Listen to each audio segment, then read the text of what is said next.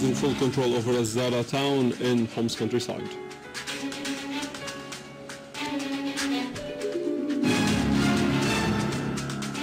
And the Syrian Army unit seizes a pickup car loaded with weapons and ammunition.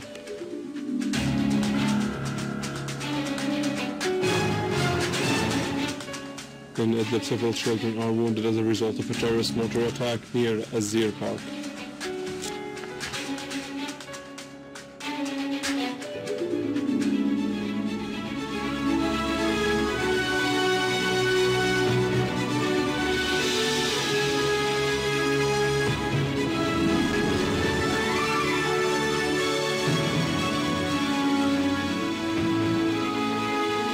Good afternoon, this is News in English from the Syrian Army television in Damascus.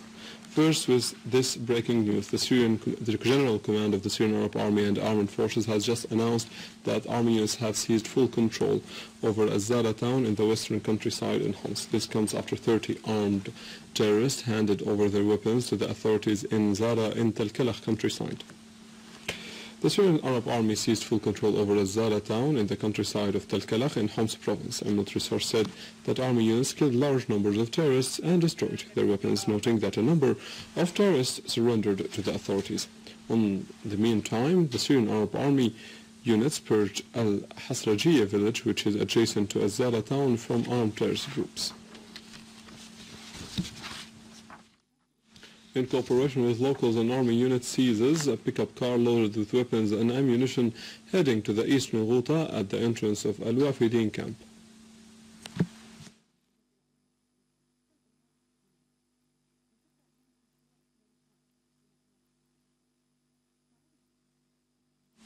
In Idleb, a number of children were wounded as a result of a terrorist attack by mortar bombs near Al-Zir garden. The children were taken to the National Hospital and the Red Crescent Hospital in the city for treatment.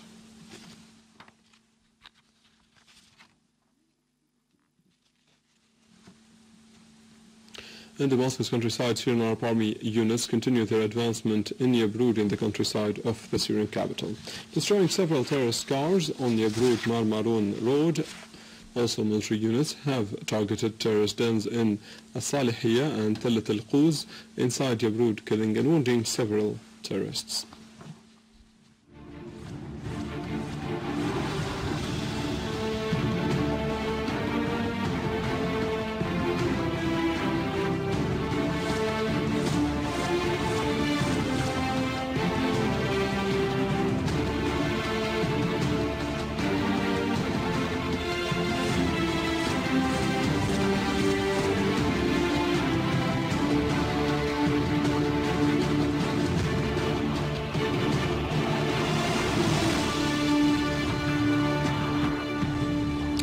On the International Women's Day, the General Union of Syrian Women staged a solidarity stand in front of the United Nations headquarters in Damascus, handing over the United Nations office a statement calling on it to pressure states which support the armed terrorist groups with money and weapons in Syria to stop this support.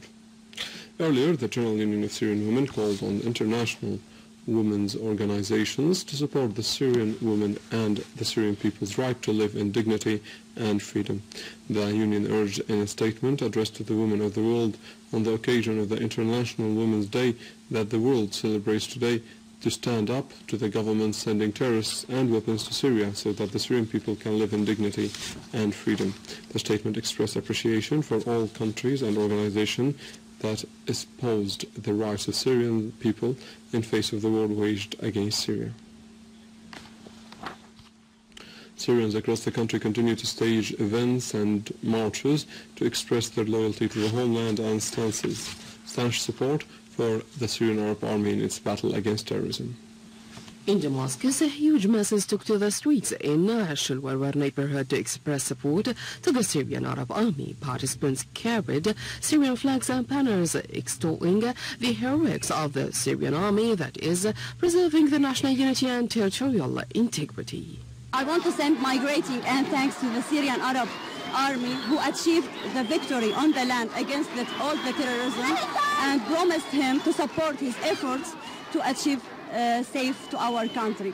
We win this fighting against all the terrorism from all the country by helping our Syrian Arab women. So we are intending to Syrian Arab Army, and we raise our heart for his doing in all our land in Syria.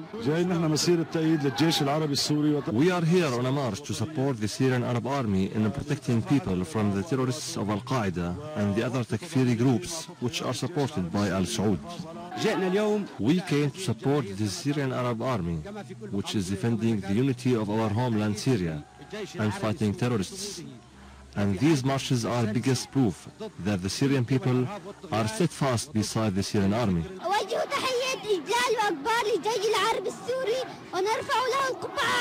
The participants affirmed that the Syrian people stands united in support to the Syrian leadership and army in the face of conspiracies against the homeland.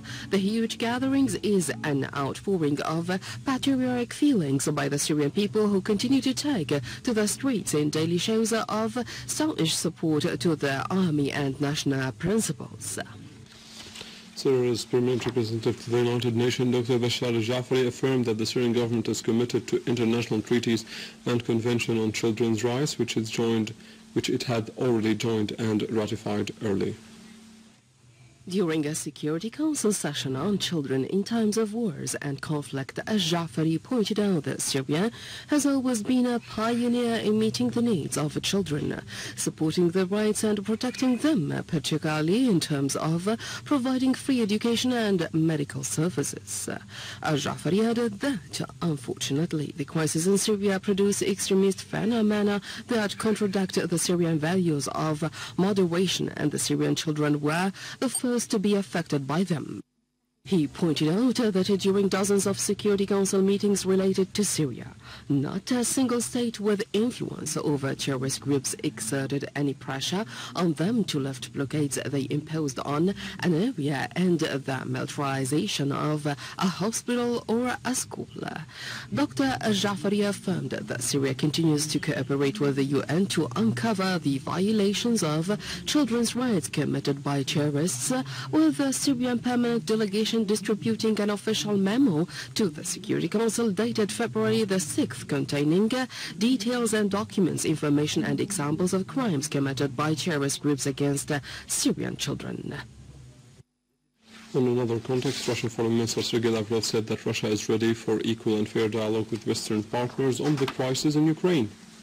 Lavrov, at a press conference in Moscow today, added that Russia is not part of the crisis in Ukraine, asserting that foreign sides stand behind the events in the country. Russian Foreign Minister accused the new authorities in Kiev of being dependent and linked to extremists, noting that there is no governmental supervision on the regime in Ukraine. The Venezuelan President Nicolas Madura called on the United States to avoid interfering in the Venezuelan Latin American affairs and relations, indicating the necessity to raise the relations between these countries into higher levels.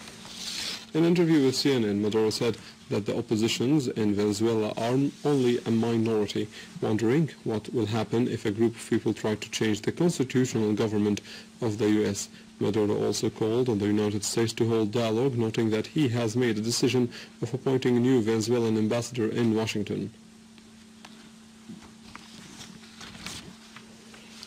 With this, we end our news for today. Thank you for watching. For more details about Syria and the region, and to view this bulletin again, you can always visit our website in English, www.syriaonline.sy. Now to the latest in business and market news with Karim Kukanjdian after a short break.